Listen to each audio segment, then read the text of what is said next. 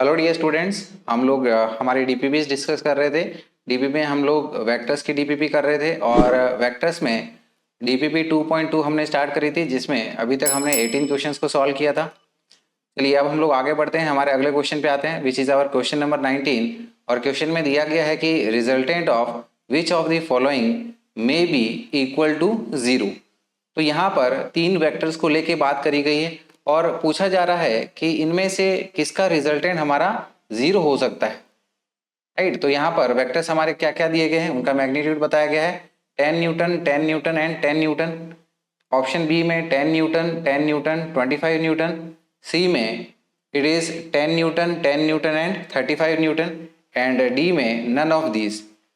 तो dear students, यहाँ पर हम लोग वेक्टर्स की प्रॉपर्टी का यूज करेंगे। हमारे वेक्टर्स का नेट अगर 0 होता है, इसका मतलब ये हमारा एक क्लोज्ड ट्राइंगल को रिप्रेजेंट कर रहे हैं सेम ऑर्डर में। राइट, तो अगर हमारे वेक्टर्स सेम ऑर्डर में चल के एक क्लोज्ड ट्राइंगल बनाएं तो उस केस में हमारा रिजल्टेंट 0 हो जाएगा। यानी कि इसको कुछ इस तरह से रिप्रेजेंट कर लेते हैं। लेट अस से कि ये हमारा ए वेक्टर है, फिर इस प्रकार से हमारा बी वेक्टर है एंड और फाइनली सेम सेंस में चलते हुए ये हमारा सी वेक्टर है।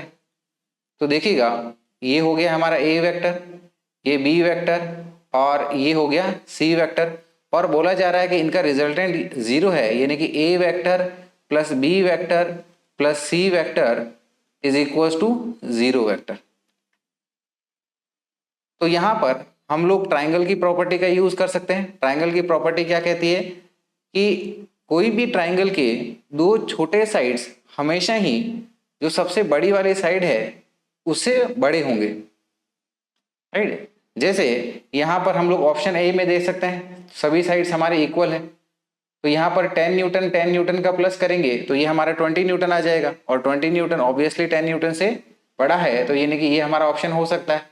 यहाँ पर देखिएगा, ये 10 न्यूटन कितना हो गया, ये हमारा 20 न्यूटन हो गया। इसको 25 न्यूटन से बड़ा होना चाहिए था, लेकिन ये तो छोटा है, तो इसलिए ये आंसर नहीं हो सकता। फिर यहाँ पर 10 न्यूटन 20 न्यूटन, इसको भी 35 से बड़ा होना चाहिए था, लेकिन ये भी नहीं, यानी कि हमारा ऑप्शन सी भी इसमें नहीं फिट बैठ रहा है, सिर्फ एक ही बैठ रहा है विच इज ऑप्शन ए। तो यहाँ पर इसके बारे में हम लोग लिख लेते हैं कि if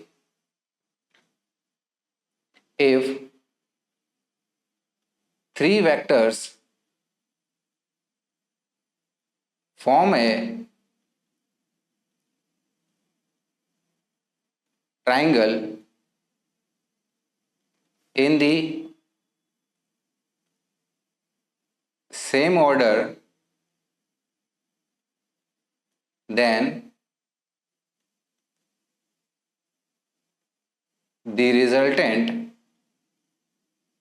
of these vectors will be 0 right. यानी कि अगर हमारे पास में 3 वेक्टर्स हैं, ठीक है ना, जो कि एक ट्राइंगल बना रहे हैं सेम ऑर्डर में, तो इनका रिजल्टेंट डेफिनेटली हमारा 0 होने वाला है। एंड सेकेंडली कि sum of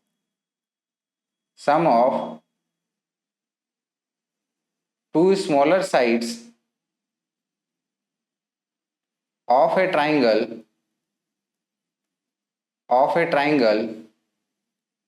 is greater than or equal to its third side. यानी कि ट्राइंगल के लिए किसी दो साइड्स का सम हमारे ट्राइंगल की तीसरी साइड से ज़्यादा या फिर उसके बराबर होगा, और ये हमारी कंडीशन सिर्फ ऑप्शन ए में सेटिस्फाई हो रही है, तो यानी कि हमारा सही आंसर हो जाएगा option A, that is 10 newton 10 newton 10 Newton. Right, तो आई होप ये आपको अच्छे से समझ में आ गया होगा। चलिए फिर आगे बढ़ते हैं अगले क्वेश्चन पे। अगला क्वेश्चन देखिएगा, क्वेश्चन में दिया गया है कि ए vector perpendicular to both the vectors 2i cap minus J cap plus 5k cap and X axis is. कोई एक ऐसा वेक्टर जो कि इस वेक्टर से, जो कि है 2i cap minus J cap plus 5k cap और x एक्सिस दोनों से ही परपेंडिकुलर हो। तो यहाँ पर हमें पता है कि क्रॉस प्रोडक्ट के दौरान पर जिसका रिजल्टेंट आता है वो हमारा दोनों ही वेक्टर से परपेंडिकुलर होता है, इनफैक्ट उनके प्लेन से भी परपेंडिकुलर होता है।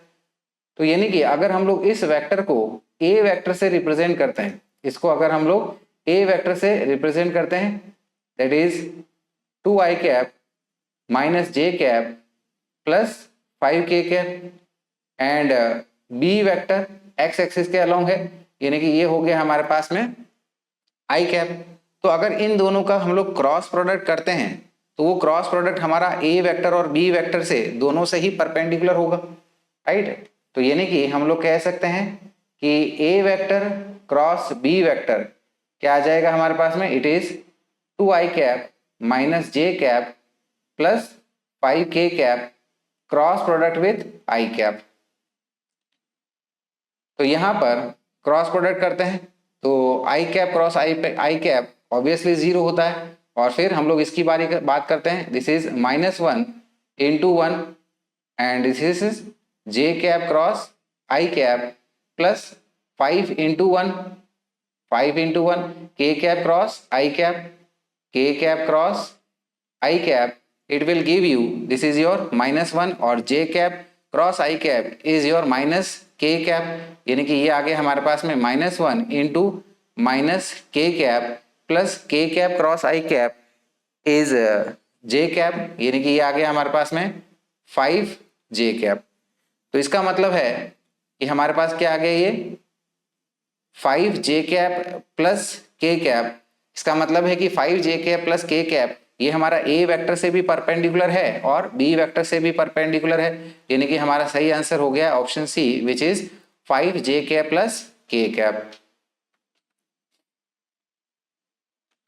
चलिए क्वेश्चन नंबर 21 देख लेते हैं। क्वेश्चन नंबर 21 दिया गया है कि the resultant of A vector and B vector makes an angle of alpha with A vector and beta with B vector, then कि ए वेक्टर और बी वेक्टर का जो रिजल्टेंट है या फिर जो एडिशन है वो हमारा ए वेक्टर के साथ अल्फा एंगल बना रहा है और बी वेक्टर के साथ में बीटा एंगल बना रहा है।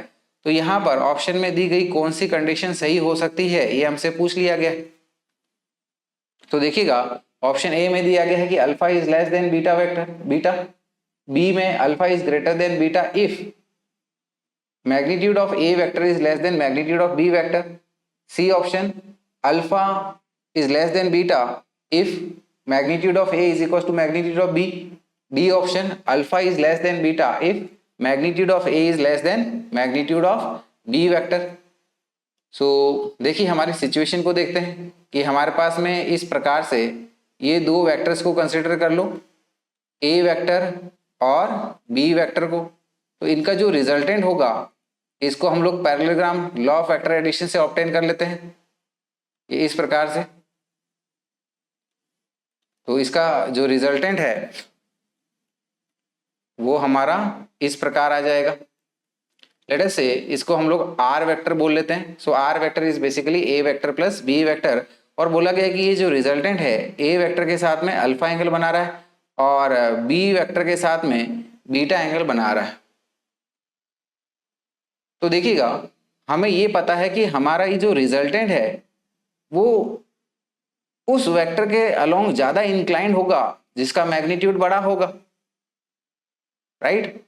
तो जैसे अगर हम लोग alpha is greater than beta की बात करें, alpha is greater than beta की बात करें, यानी कि आर वेक्टर जो है हमारा बीटा के ज्यादा इंक्लाइंड रहेगा, यानी कि बीटा हमारा अल्फा से छोटा होगा या फिर अल्फा हमारा बीटा से बड़ा हो जाएगा, राइट। तो यानी कि इसके लिए हम लोग कह सकते हैं कि resultant is inclined towards a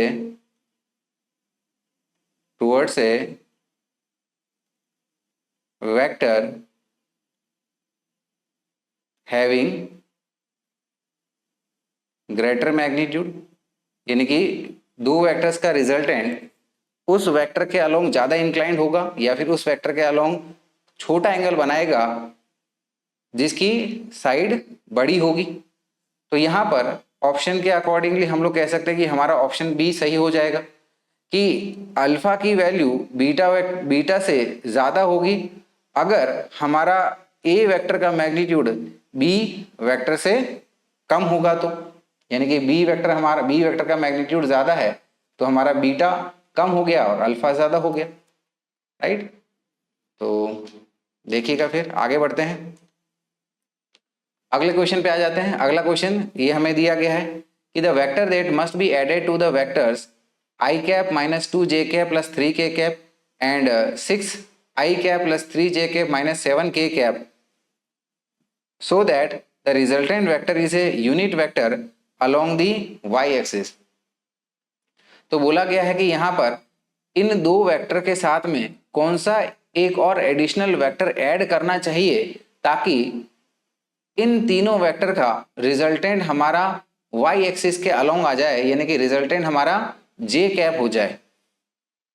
तो डियर स्टूडेंट्स, हमारी कंडीशन को यूज करते हैं। दिया गया है हमारा पहला वाला vector that is i cap minus 2j cap plus 3k cap added with second vector which is 6i cap plus 3j cap minus 7k cap. Let us say जिस वेक्टर को हम लोग फाइंड आउट करना चाह रहे हैं, ठीक है ना, जिसको ऐड इन दोनों के साथ ऐड करके हमारा रिजल्टेंट j कैप आ जाए, वो हमारा c वेक्टर कंसीडर कर लो।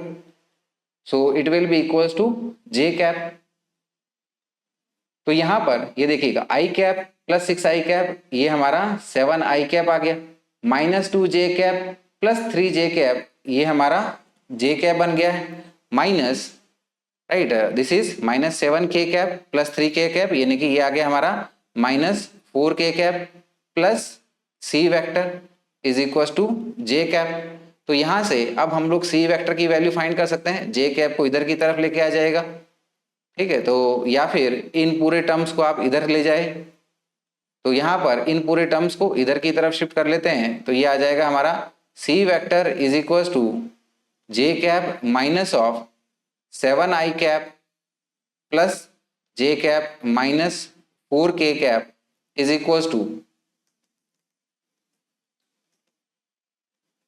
इक्वल टू तो देखिएगा ये पहला टर्म हमारा क्या आ गया, माइनस 7i कैप हो गया, दूसरा term j cap minus j cap cancel out हो गया, एंड आखिरी माइनस माइनस प्लस 4 कैप हो गया। So this is your plus 4k cap, यानी कि हमारा रिक्वायर्ड आंसर बन गया है option B which is minus 7i cap plus 4k cap.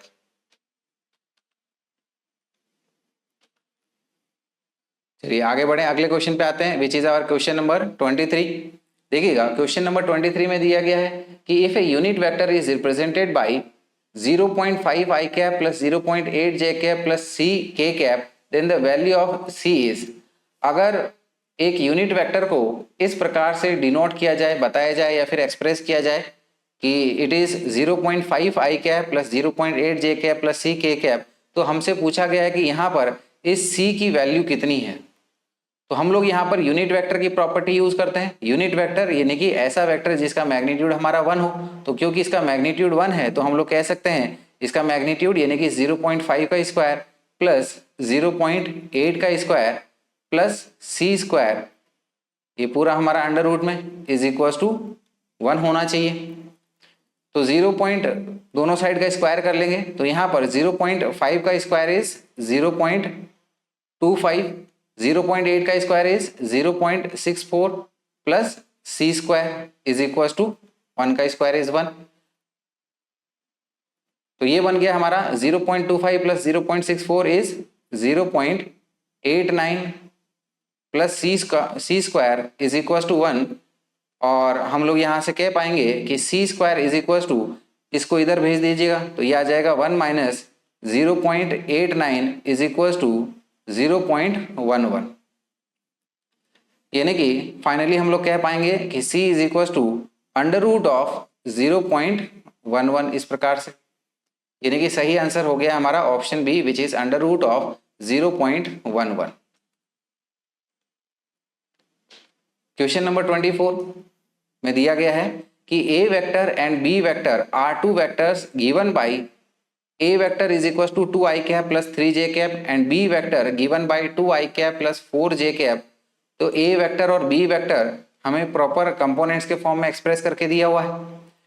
So the magnitude of the component of A vector along B vector is, तो हमारा ठीक है ना, क्या पूछा गया है यहाँ पर, ए वेक्टर का कंपोनेंट बी वेक्टर के अलोंग और उसका मैग्नीट्यूड पूछा जा रहा है। तो डियर स्टूडेंट्स, हमें पता है किसी भी एक वेक्टर का कंपोनेंट दूसरे वेक्टर के अलोंग ये हो जाता है हमें हमारा vector multi dot product with unit vector उस वेक्टर के अलोंग पे। So this is component of A vector along B vector हमें बताना है। तो ये क्या आ जाएगा, it will be given by A vector dot product with B cap, और बी कैप को हम लोग लिख सकते हैं एज बी वेक्टर अपॉन में बी से।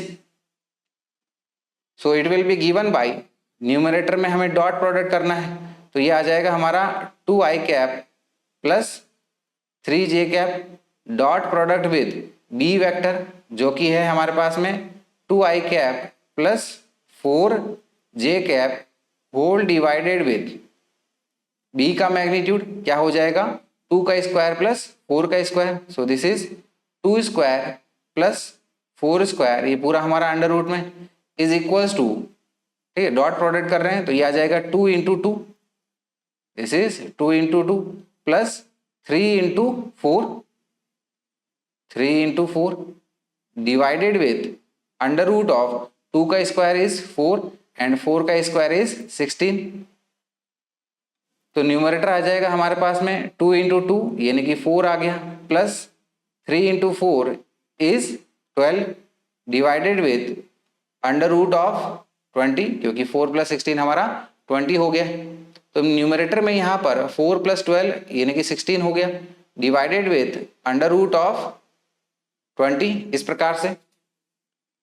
So it will be given by, ये आ गया हमारा 16, और 20 को हम लोग कैसे लिख सकते हैं, 20 को हम लोग लिख सकते हैं 4 इंटू 5 से, 4 इंटू 5, इसका इस तरह से अंडर रूट लेंगे तो 4, ठीक है ना, ये हमारा रूट से बाहर आके इधर 2 हो गया, तो यानी कि क्या मिल जाएगा ये हमें 2 रूट 5। सो इसको हम लोग लिख सकते हैं 2 रूट 5, और यहाँ पर इस 16 को 2 से डिवाइड करिएगा तो ये आ गया हमारा 8, यानी कि ये बन जाएगा 8 अपॉन रूट 5। तो यानी कि सही आंसर क्या हो गया हमारा, option C which is 8 upon root 5।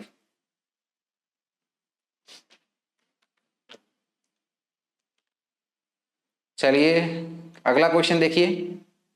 सवाल दिया गया है कि if f1 vector and f2 vector are two vectors of equal magnitudes f such that magnitude of f1 vector dot f2 vector is equals to magnitude of f1 vector cross f2 vector, then magnitude of f1 vector plus f2 vector equals to, ठीक है। तो देखिए सवाल में हमें दिया गया है हमारे पास में f1 वेक्टर और f2 वेक्टर है, और दोनों का मैग्नीट्यूड सेम बोला गया है जो कि कितना है, f है, और उनके लिए एक कंडीशन दी गई है। ये कंडीशन क्या है हमारी, कि magnitude of f1 vector dot f2 vector हमारा magnitude of f1 vector cross product with f2 vector दी गई है। तो हमारा magnitude of f1 vector plus f2 vector क्या होगा ये हमसे पूछ लिया गया। चलिए हमारी जैसी कंडीशन दी है वैसे इसका इस्तेमाल करते हैं। तो क्या है, magnitude of f1 vector dot f2 vector is equal to magnitude of f1 vector cross product with f2 vector.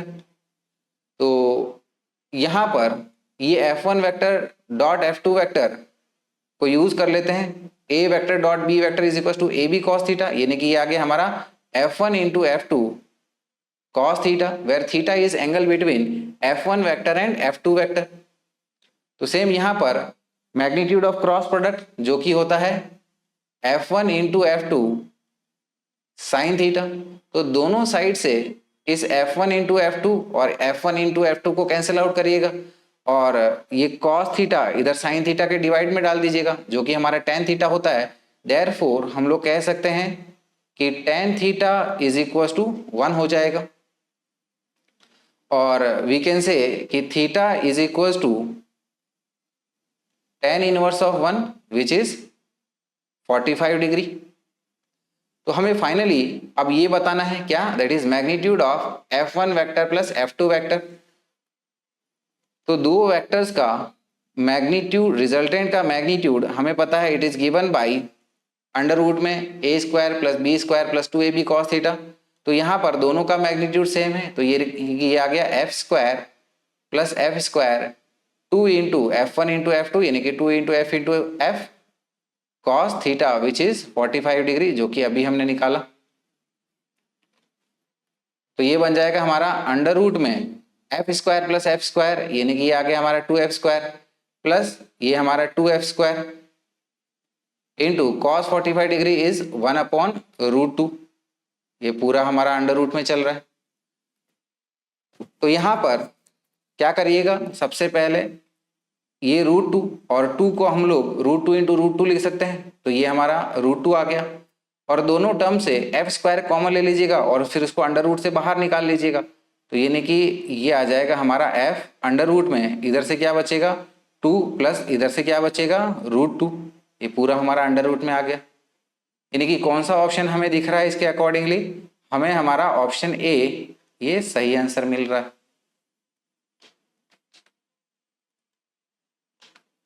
चलिए अगले क्वेश्चन पे आ जाते हैं। अगला क्वेश्चन दिया, देखिएगा क्वेश्चन नंबर 26 दिया गया है, the angle between the vectors A vector and B vector is theta. कि ए वेक्टर और बी वेक्टर के बीच में एंगल हमारा थीटा है। So the value of triple product that is A vector dot product with B vector cross A vector is. तो बच्चा इसको देखिएगा, बड़े आसानी से हम लोग समझ सकते हैं कि हमें पता है कि हमारा जो B vector cross A vector है ये हमारा बी वेक्टर से भी परपेंडिकुलर है और ए वेक्टर से भी परपेंडिकुलर है। तो B vector cross A vector यानी कि डेफिनेटली हमारा ए वेक्टर से परपेंडिकुलर है। और हमें पता है कि अगर कोई दो वेक्टर्स जब एक दूसरे से परपेंडिकुलर होते हैं तो उनका डॉट प्रोडक्ट 0 होता है। ठीक है, तो यानी कि कहा जा सकता है कि ए vector dot B vector cross A vector एक दूसरे से परपेंडिकुलर होने की वजह से इनका डॉट प्रोडक्ट हमारा 0 आ जाएगा। So in a simple words we can say कि B vector cross A vector is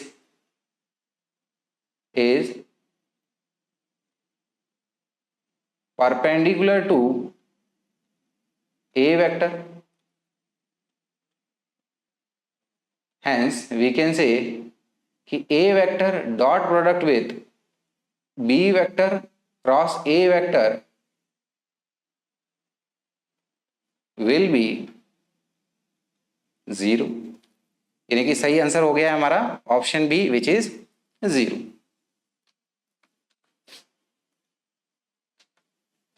question number 27 देखिएगा। क्वेश्चन नंबर 27 में दिया गया है कि if a cap is a unit vector in a given direction then the value of a cap dot product with differentiation of a cap with dt with time differentiation of a cap with time is right. तो यानी कि अगर a cap हमारा unit vector है किसी direction में तो हमारा a कैप का dot product differentiation of a cap with respect to time क्या होगा।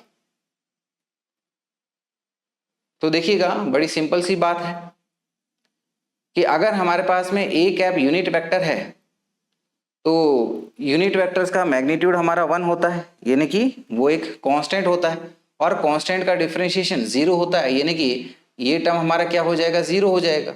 अगर ये टर्म हमारा 0 हो गया है तो उसका डॉट प्रोडक्ट भी 0 हो जाएगा क्योंकि 0 का डॉट प्रोडक्ट किसी के साथ भी करें तो हमें आंसर 0 ही मिलेगा।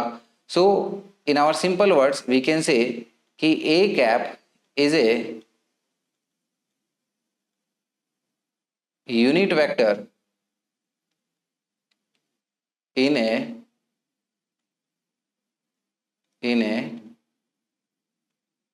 given direction and its magnitude is 1, that is 1 unit जो कि एक कांस्टेंट है।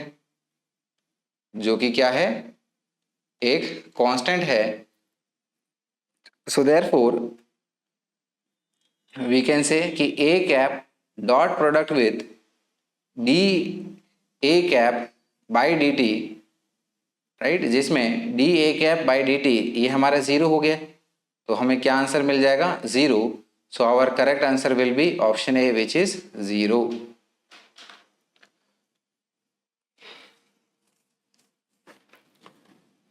चलिए अगला क्वेश्चन पे आते हैं हम लोग। क्वेश्चन नंबर 28 देखिए क्या दिया गया है कि find the resultant of three vectors O A vector comma O B vector and O C vector shown in the following figure and radius of the circle is R. तो यहाँ पर जो हमें फिगर दिख रहा है उसमें पूछा गया है कि ओ A vector, O B vector और ओ सी वेक्टर का रिजल्टेंट क्या होगा। ठीक है, रिजल्टेंट का डेफिनेटली हमें यहाँ पर मैग्नीट्यूड पूछा गया है। तो यहाँ पर देखिएगा ओ ए वेक्टर और ओ बी वेक्टर के बीच में एंगल हमारा 45 डिग्री है, ओ बी वेक्टर और ओ सी वेक्टर के बीच में एंगल हमारा 45 डिग्री है। और क्योंकि ये रेडियस को रिप्रेजेंट कर रही है यानी कि हर एक का मैग्नीट्यूड सेम है, तो देखिएगा यहाँ पर ओ ए और ओ सी दोनों का मैग्नीट्यूड सेम है, तो इन दोनों का अगर हम लोग वेक्टर सम करेंगे तो इनका रिजल्टेंट इन दोनों को बाइसेक्ट करते हुए इधर मिलेगा।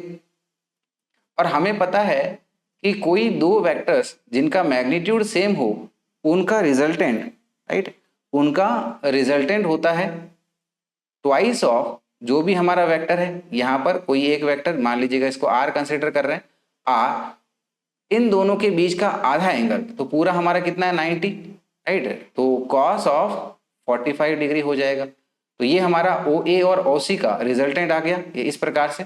और इसी डायरेक्शन में हमारा ओ बी वेक्टर है, तो दोनों को फिर साथ में ऐड कर लीजिएगा, यानी कि हम लोग कह सकते हैं कि आवर रिजल्टेंट या फिर R net is equal to, right, ये ओ बी के, ओ बी तो इधर ही है आर, प्लस ओ ए और ओ सी का रिजल्टेंट भी ओ बी के अलोंग होगा, और वो कितना हो जाएगा 2r cos 45 degree is equal to, ये आ जाएगा r into 2r into cos 45 degree is our 1 by root two, 1 by root two. तो यहाँ पर ये देखिएगा, ये रूट टू और ये 2 कैंसिल आउट करेंगे तो यहाँ से ये रूट 2 आ जाएगा। So this will give us r plus root two R is equal to, यहाँ से आर कॉमन ले लेते हैं तो टर्म क्या बचेगा हमारे पास अंदर में, रूट टू प्लस 1, जो कि हमें हमारे ऑप्शन बी में दिख रहा है, राइट। तो सही आंसर हमारा ऑप्शन बी हो गया है।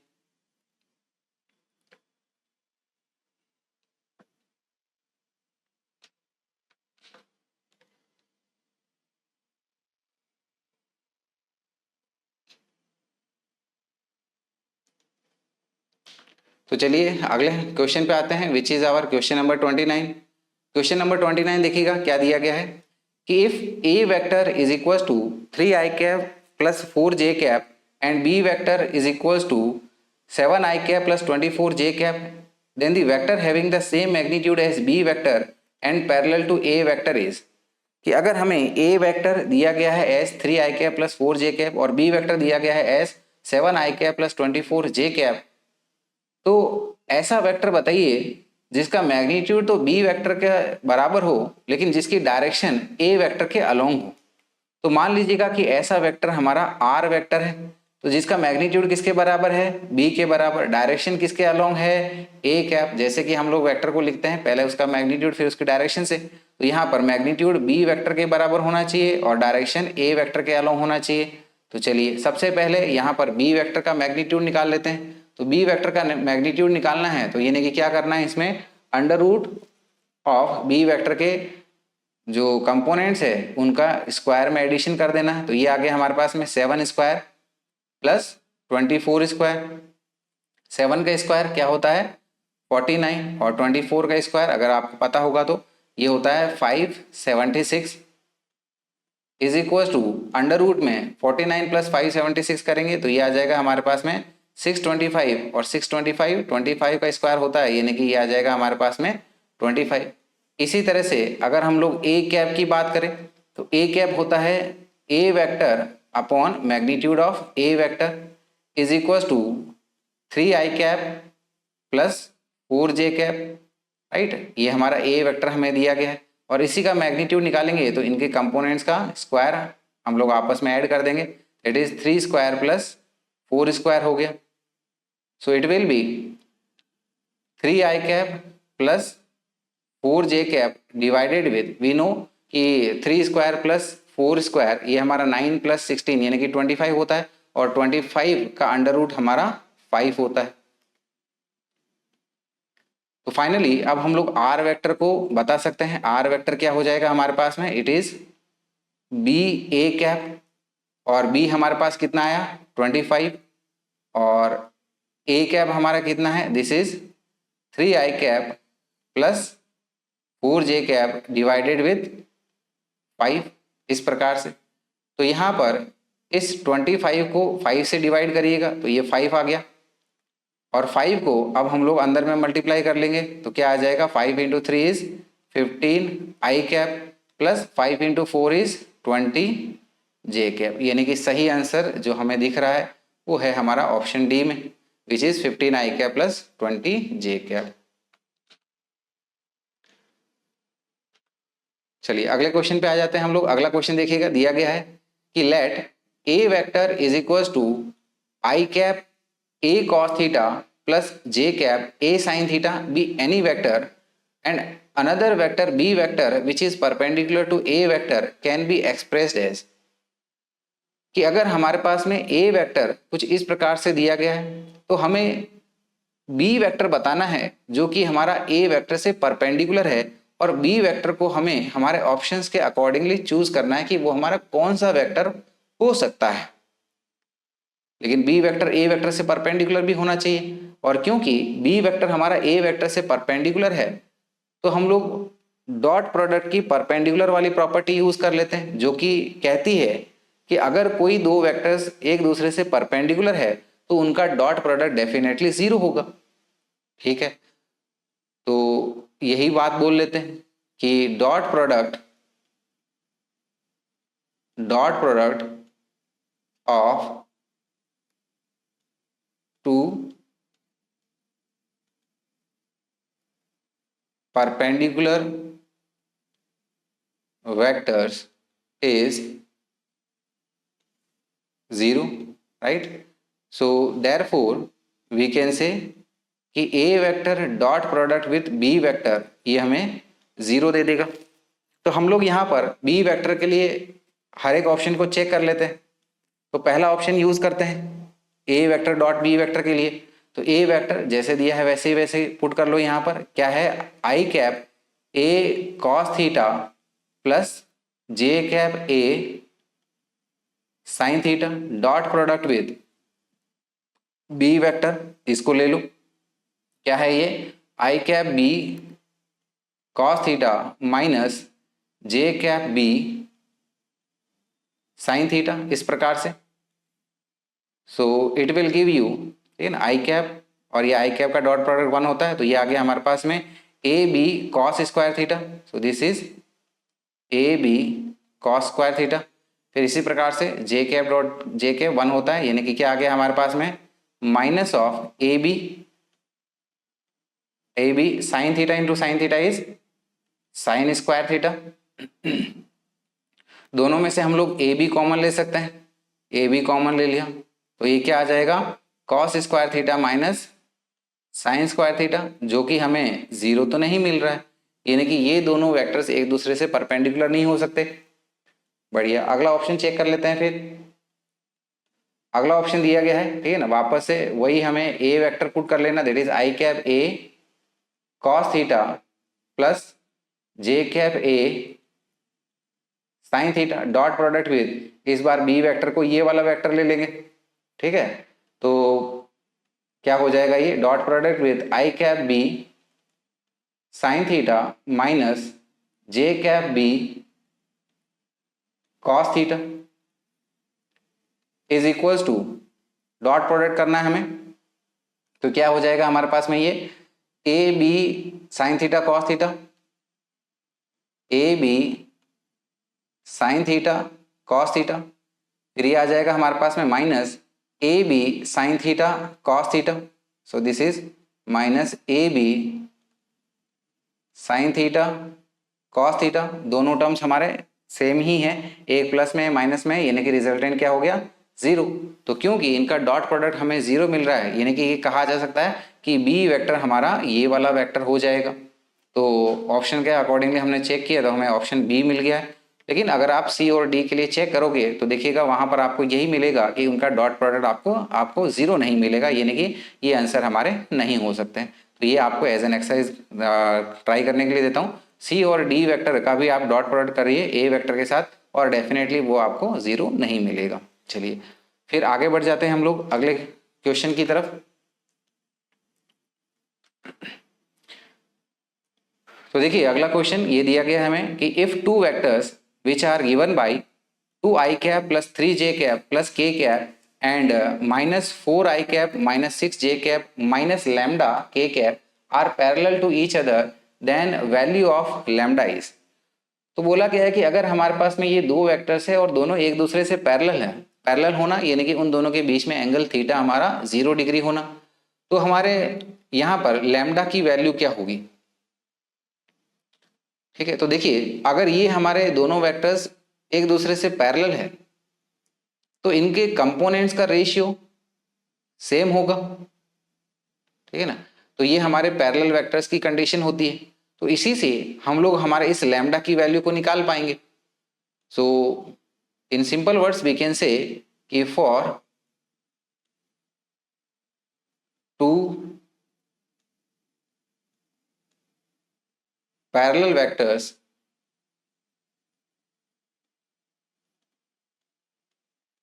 Coefficient of i cap comma j cap and k cap should be in constant ratio, should be in constant ratio। यानी कि इसका मतलब है कि ये हमारा आई कैप का कंपोनेंट, ये भी हमारा आई कैप यानी कि एक्स एक्सिस के अलोंग वाला कंपोनेंट, इनका रेशियो लेंगे तो क्या आ जाएगा हमारे पास में 2 डिवाइडेड विथ -4, राइट। तो ये हमारा -1/2 आ रहा है। इसी प्रकार से हमारा जो वाई एक्सिस के अलोंग कंपोनेंट होगा, राइट, वाई एक्सिस के अलोंग कंपोनेंट क्या है हमारा 3 डिवाइडेड विथ -6, तो ये आ जाएगा हमारा 3 डिवाइडेड विथ -6। तो ये भी देख सकते हैं आप -1/2 आ रहा है। और यहाँ पर सेम इसी प्रकार से ये क्या आ जाएगा 1 में माइनस लैम्डा, सब सेम होने चाहिए कंपोनेंट के रेशियो। तो देखिएगा ये आ जाएगा हमारा -1/2, दूसरा वाला क्या आ रहा है हमारा -1/2 इज इक्वल टू, तीसरा क्या आ रहा है -1 में लैम्डा। तो यहाँ से हम लोग कह सकते हैं कि lambda is equal to 2, therefore it can be said as lambda is equal to 2, यानी कि हमारा करेक्ट आंसर हो गया option B which is 2।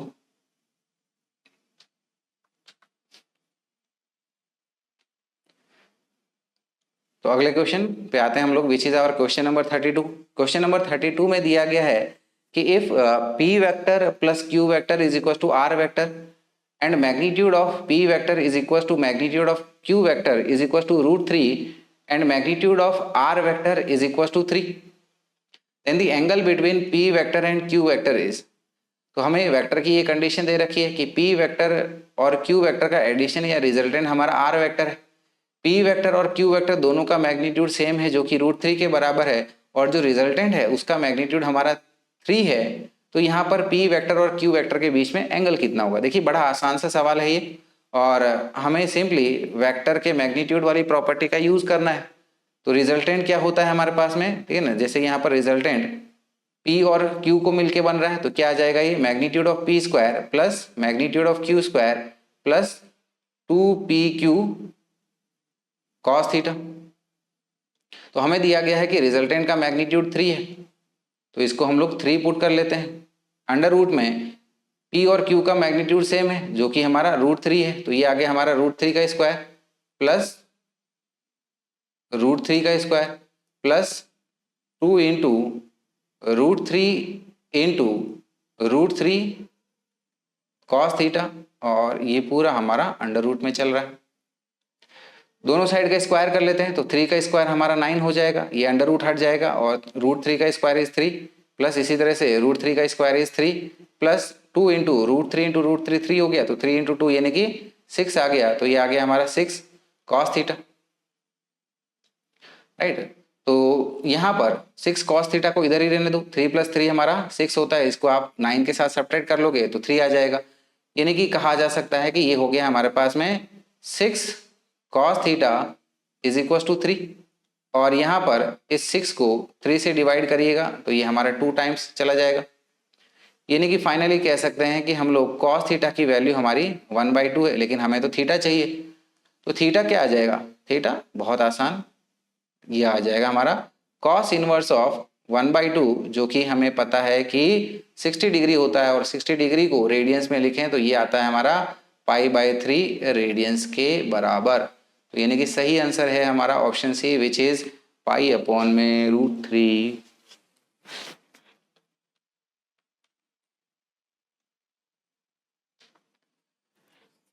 Question number 33 पे आते हैं।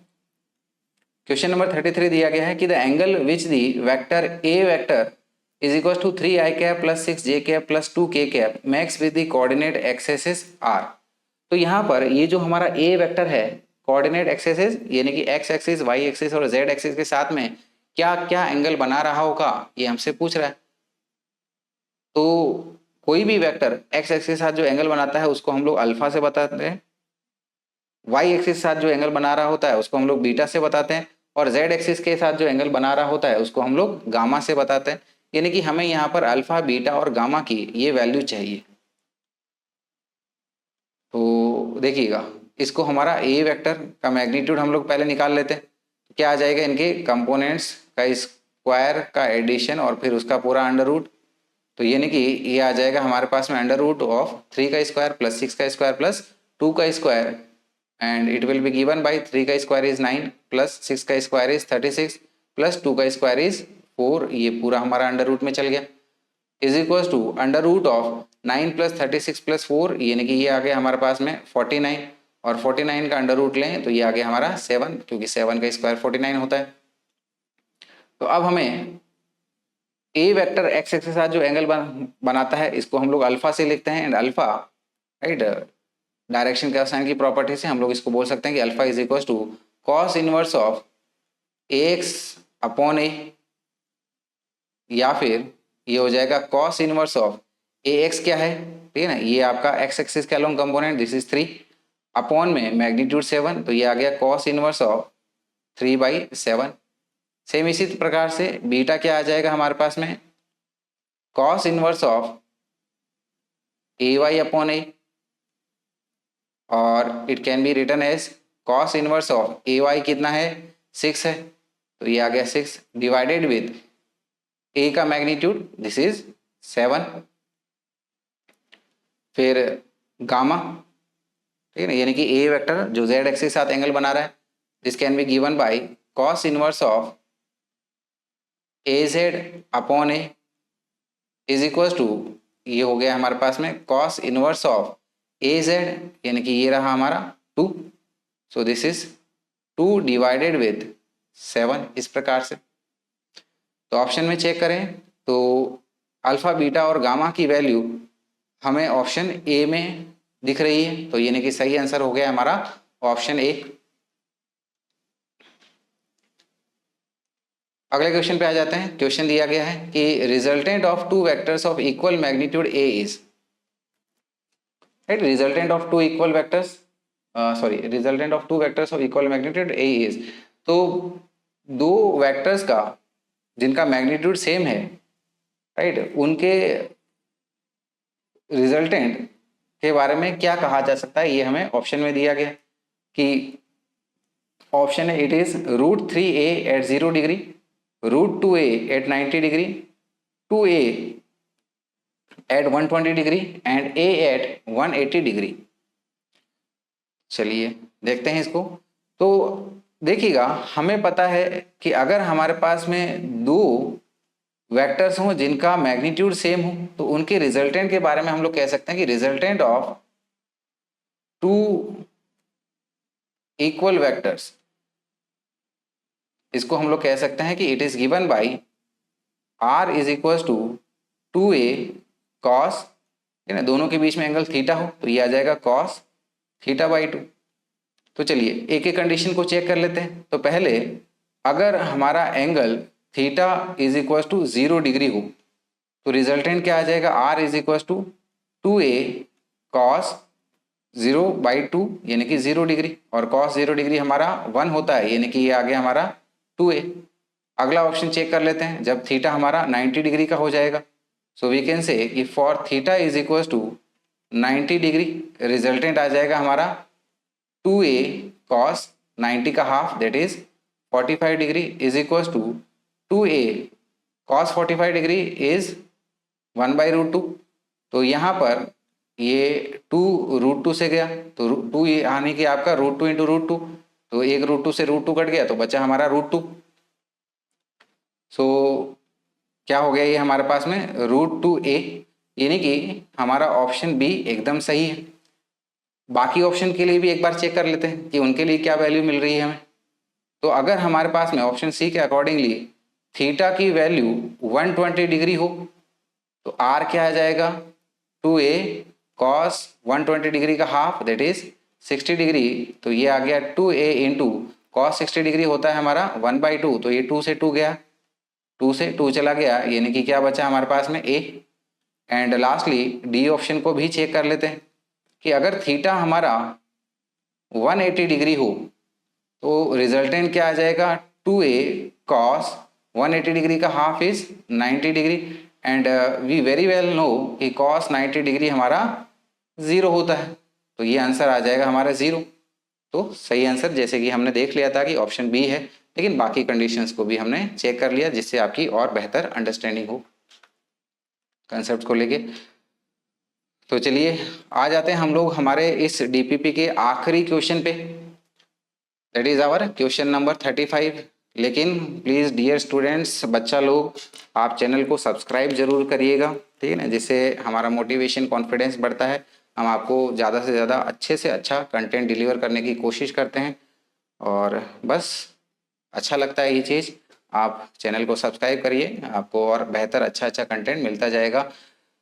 किसी चीज़ को लेके कोई डाउट परेशानी, ठीक है ना, कोई चीज़ पूछनी है, ठीक है ना, कुछ भी हो आपके मन में, कुछ रिव्यू देना है तो प्लीज़ कमेंट सेक्शन में आप इट इज़ हार्डली सजेस्टेड कि आप ज़रूर करिएगा। चलिए फिर अगला क्वेश्चन देखते हैं, विच इज़ आवर आखिरी question of DPP 2.2 of vectors, which is question number 35। Question number 35 में दिया गया है कि the component of A vector r vector along x axis will have maximum value if, कि आर वेक्टर का component x axis के along इसकी maximum value होगी अगर r vector is along positive y axis, कि आर वेक्टर अगर हमारा positive y axis के अलोंग हो, r vector is along positive x axis यानी कि आर वेक्टर पूरा ही हमारा पॉजिटिव एक्सिस से अलोंग हो, c r vector makes an angle of 45 degree with the x axis, कि आर वेक्टर हमारा एक्स एक्सिस के साथ में 45 डिग्री बना रहा हो, या फिर r vector is along negative y axis, कि आर वेक्टर हमारा नेगेटिव एक्स एक्सिस के अलोंग हो। तो सबसे पहले बात करते हैं कंपोनेंट की। तो अगर हमें किसी वेक्टर का कंपोनेंट बताना है किसी डायरेक्शन के अलोंग, जैसे component of are vector along हमें एक्स एक्सिस बताना है, तो हम लोग देखेंगे कि ये वेक्टर हमारे पास में एक्स एक्सिस के साथ में कितना एंगल बना रहा है। लेट अस से कि वो वेक्टर हमारा एक्स एक्सिस के साथ में थीटा एंगल बना रहा है, तो इसका उस डायरेक्शन के अलोंग या फिर बेस कंपोनेंट हो जाएगा हमारा आर कॉस थीटा, और हमें मैक्सिमम वैल्यू चाहिए तो इसके लिए कॉस थीटा की मैक्सिमम वैल्यू होनी चाहिए जो कि 1 होती है, और कॉस थीटा की maximum value 1 at theta is equal to 0 degree होती है, यानी कि हमारा जो आर वेक्टर है पूरा का पूरा एक्स एक्सिस के अलोंग होना चाहिए। सो वी कैन से कि आर एक्स की वैल्यू मैक्सिमम होने के लिए, that is for r x to be maximum, cos थीटा shall be equals to 1 और थीटा इज इक्वल्स टू 0 डिग्री। तो सही आंसर हो गया है हमारा option B, which is r vector is along positive x axis. तो डियर स्टूडेंट्स, यहाँ पर हमारी DPP 2.2 वेक्टर्स की कंप्लीट होती है। आपको सेशन अच्छा लगा होगा, आपके लिए बेनिफिशियल रहा होगा। Please do like, share and subscribe the channel, right, क्योंकि हम आपके यहाँ पर वही पढ़ाते हैं जो आपके दिमाग में छप जाए। So study that means, and we will meet very soon. So till then, good bye and take care.